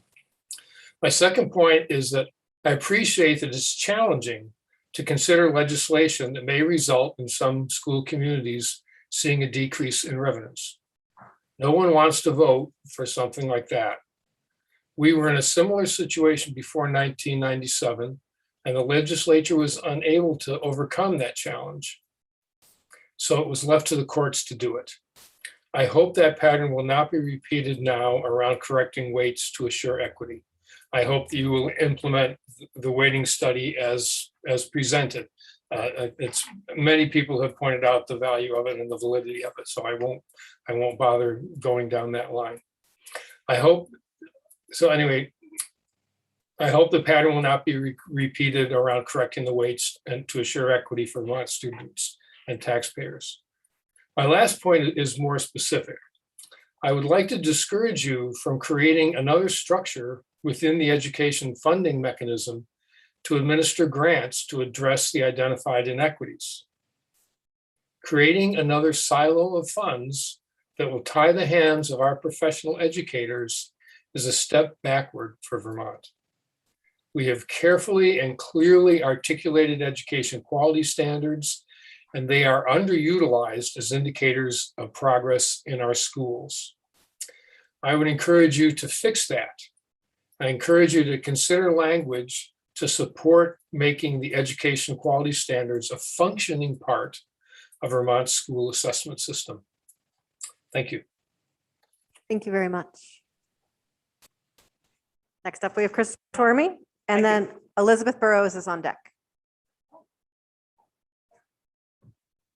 Yeah, I'm Christopher Torm from Cabot, Vermont, 20 miles northeast of here. I've been on the school board there for over a decade, and I really want to appreciate what you've done tonight. I have a feeling that people can't hear you. Is that true? If you could lean in just a little bit or move the mic a little Sure. closer to you. Thank you. Is this better? Great. Sure. I'm going to start over. I'm not sure I've got, okay, better hurry. Anyhow, I'm Chris Tormey. I'm on the school board from Cabot, Vermont. That's a pre-K through 12 school, 20 miles northeast of here. And as I said, I really appreciate the evening that you guys have put together tonight. The major conclusion of the pupil weighting study that this evening is about is really struck me. It said, it is not sure that the current equalized pupils figure doesn't adequately account for the large differences in resources and funding needed to support the education of students who arrive at school from different backgrounds with different strengths and often very different needs. As a board member from Cabot, which is a very diverse small school, I wholeheartedly agree with that conclusion. I want to tell you a couple of things about Cabot to give you a sense of what's happening. We have for some time had a very extraordinary program to allow kids with special needs to succeed, maybe because of our small class size. As a result, many families have told us they moved to Cabot because of that opportunity to get their kids with special needs success. The issue with that is that with that success means that we have a lot of kids who are enrolled in special ed services. Almost a quarter of our students are in some sort of a SPED program. What that does is it is great for those kids. For our budget, it's very difficult. It means that we have repeatedly run up against the issue of having to limit other programs in our schools so that we can keep underneath the penalty threshold that the state has established. Cabot has been changing like lots of rural Vermont in the last decade.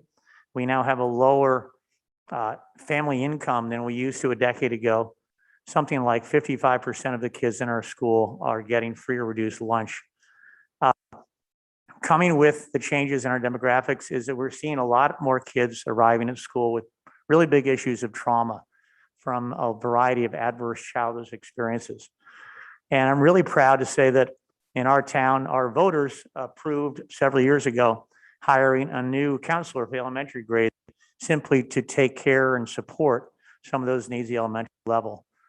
But the reality is that we have a community where we have increasing needs in our student population, but a decreasing fiscal ability to support those needs. And I think approving the weighting study will go a long way towards helping us with that.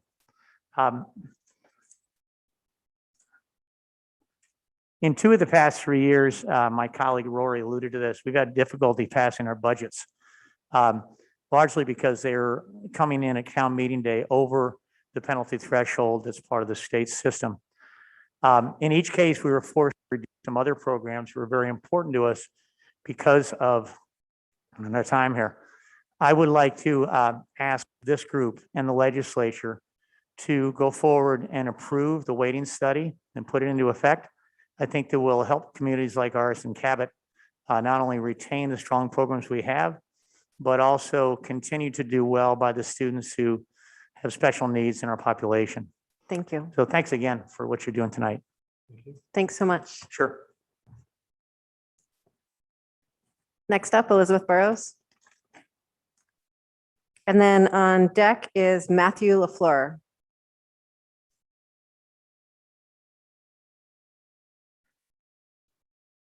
Welcome, Representative Burrows. Thank you.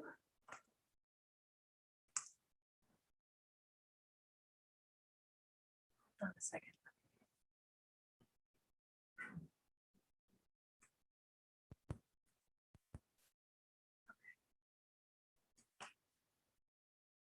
Great. I haven't met some of you before. Oh, I haven't met some of you before, and some of you I haven't met in person.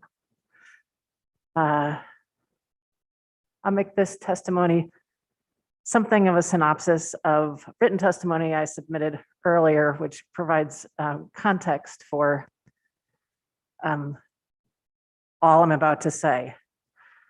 I'm Elizabeth Burrows.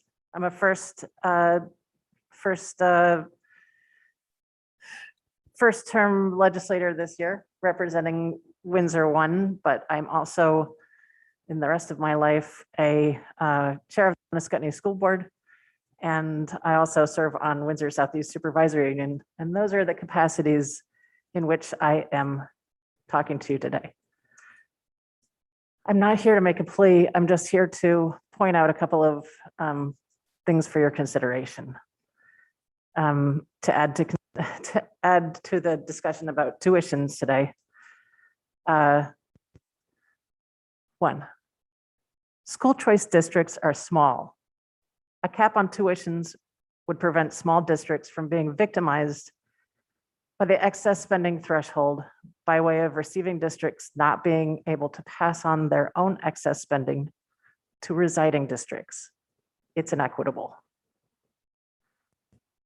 Having said that, there must also be a way to tack equalized pupil weights onto tuitions so that they follow the student in terms of the cost of educating them without surpassing the aforementioned cap.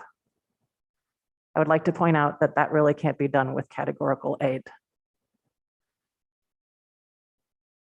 3, the excess spending threshold hobbles small residing districts who often have to pay for the excess spending of receiving districts. The cap should be applied only to in-district spending, which would still not extinguish the habit of receiving districts passing on their excess spending to residing districts. But it would at least not penalize residing districts for the spending of receiving districts. Miscellaneous expenditure billbacks and special education entry fees should be abolished. These are more ways of receiving districts, more ways that receiving districts pad their budgets with the addition of a few students from while the addition of a few students from, it's been a long day for me too, sorry. While the addition of a few students from smaller districts does not require significant added costs to educating each pupil. Balancing the interests of education is a huge and unwieldy task, and I know some of the issues that I've brought up are unpopular. But as you consider the weighting study, these inequalities to towns and families should also be taken into account. Thank you. Thank you. Next up, we have Elizabeth Wood. Sorry, we have Matthew LaFleur and then Elizabeth Wood on deck.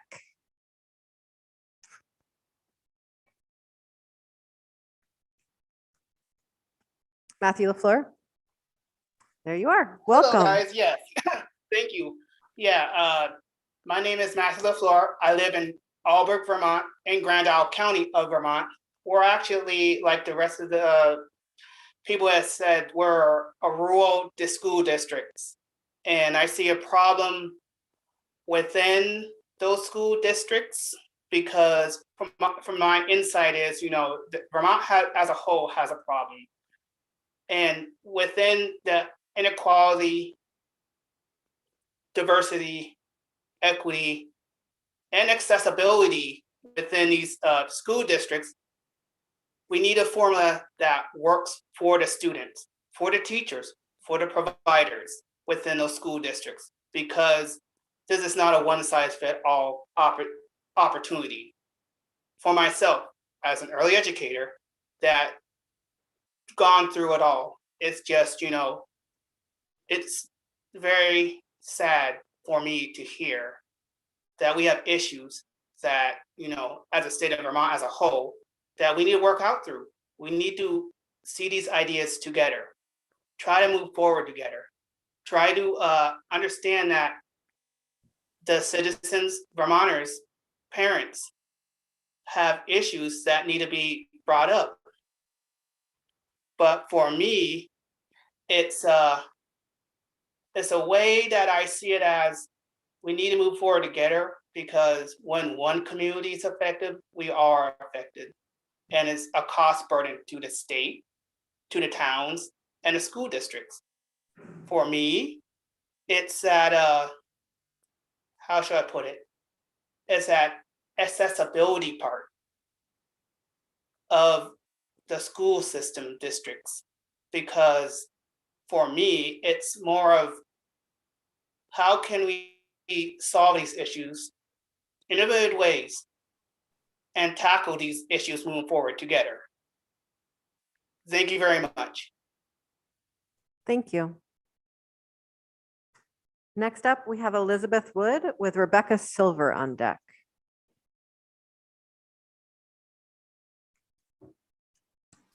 Hello. Welcome. Thank you. I'm going to attempt to read from my computer. So good evening. My name is Elizabeth Wood. I use she, her pronouns, and I am an English language learner teacher at JFK Elementary in Winooski School District. I am here to speak to you tonight about the opportunity you have as a legislature to finally eliminate the inequities that my students have been faced with from the first day they set foot in our halls. It is clear that we need stable, equitable funding for staffing and programming for ELLs rather than rolling the dice each year and competing for limited grant money with limited scope. I'd like to give a couple of examples of how inadequate funding or funding with grant money negatively impacts the ELL students and families that I am fortunate to be in community with. This school year, I am one of only 5 ELL teachers at JFK, and I currently service 23 students in 2nd and 3rd grades, which is almost 10 less than I have for the other 5 years I've been here. As a result, I must collaborate with 7 different classroom teachers as well as 2 special educators with only a 45-minute daily planning period that I do not share with any of them. Being spread across 7 classrooms means that I am unable to provide daily individual or small group instruction to all of my students, and I am forced to choose which few get reading or writing or math support when so many of my students are below grade level in all of those areas. Working with 2 grade levels also means that I am forced to meet with colleagues outside of contract hours to plan and often come into school on weekends. Obviously, if we were to fund additional ELL teachers, I would be able to have increased contact time with students as well as teachers and have better outcomes to closing gaps for multilingual students. In addition to increased staffing, our English language learners also deserve funding for enrichment programs such as adult English technology classes, after-school experiential learning, and multilingual learning summer school, all of which I have been a part of these last few years. One example, this year I took advantage of a grant to partner with one of our multilingual liaisons to co-teach beginning English to a group of parents of my Swahili-speaking students on Saturday mornings, which is one of the most rewarding experiences I've ever had as an educator. I will always remember seeing my students through a WhatsApp video call, helping their parents getting on the Class Dojo technology platform to submit a video assignment using the English phrases that we learned in class. There are many laughs all around, and the bonds I was able to form with these families are life-changing and life-lasting. But the grant only covered 6 class sessions and we had to end. When we told our parents we would not be continuing, they felt as though we had turned our backs on them. And they told us as much in no uncertain terms: family connections shouldn't depend on a paycheck. We attempted to transition the parents to classes offered by USCRI, Vermont Adult Learning, but only a few parents were able to find classes that fit their schedule and language level. But not to worry, along came the magical ESSER funds, thanks to the COVID-19 pandemic. This seemingly endless yet temporary funding source has filled so many needs and wishes of our staff this past summer and this school year. It's like we're living in a fantasy land of education. But alas, it will be losing this funding by the end of September 2022, if not earlier. We know the system will meet our needs. Please heed the results of these studies and make the schools work for our students and families. Thank you. Thank you very much for coming. We have Rebecca Silver, and on deck is Andrea Wieland. Welcome. Hi. My name's Rebecca Silver. I use she, her pronouns, and I provide after-school academic support for youth who live in the Elm Street subsidized housing community in Winooski. I'm speaking with you today because our current education funding system is failing our income and new American students. I'm asking you to fix the funding flaw as recommended by the 2019 UVM Rutgers report. 2 years ago, you requested this report. You were given the data that clearly states the formula used by the state to distribute education funds is inequitable. And yet here we are in 2021 and no change has been made. While you sit here seeking alternative solutions, our students are hurting and I see it every day.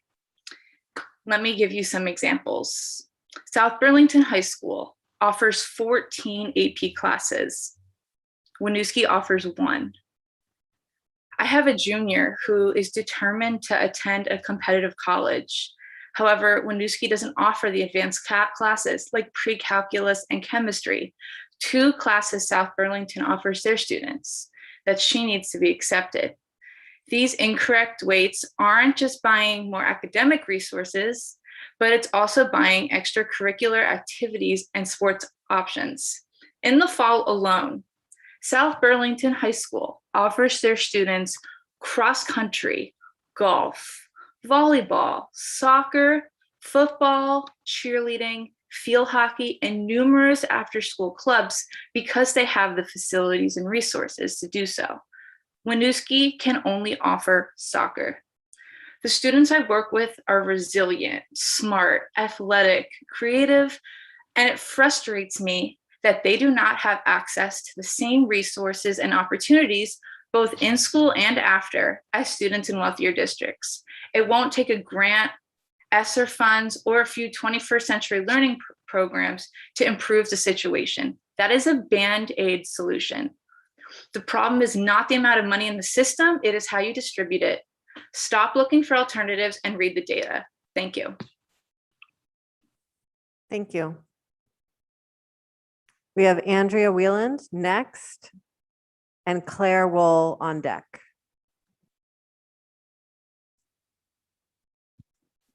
Welcome. Good evening. My name is Andrea Wieland, and I am a teacher, parent, and resident in the city of Winooski.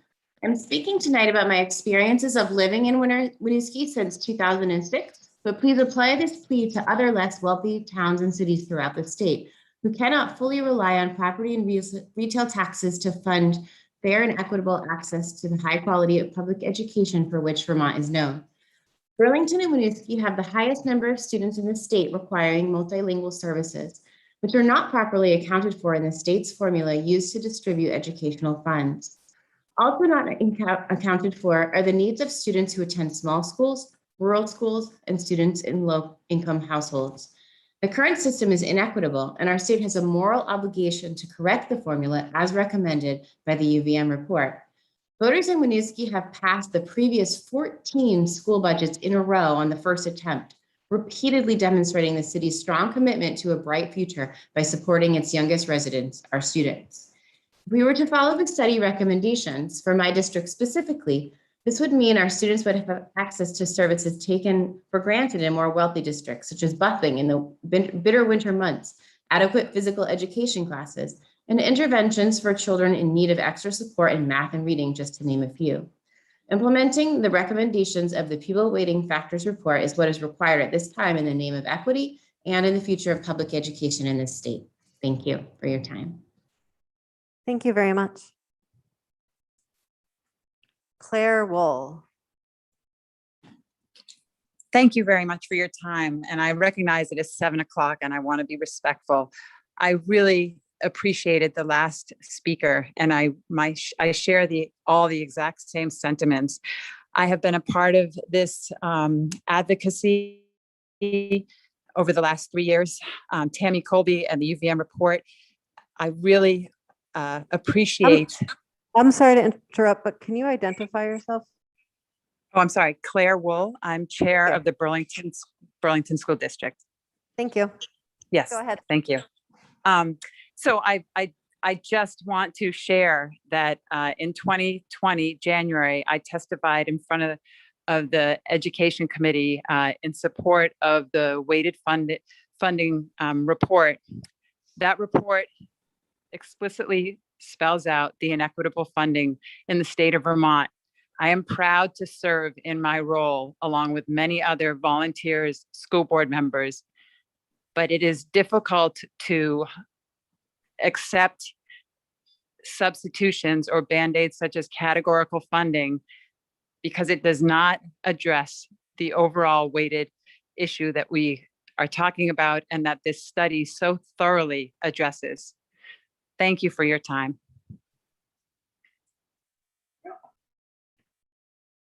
Thank you. You had the last word. And the public hearing is now officially closed. Thanks everyone for coming inside the internet and here in person. Have a lovely evening. Remember, you can provide public testimony at any of our meetings as well as attending the next public hearing. Really appreciate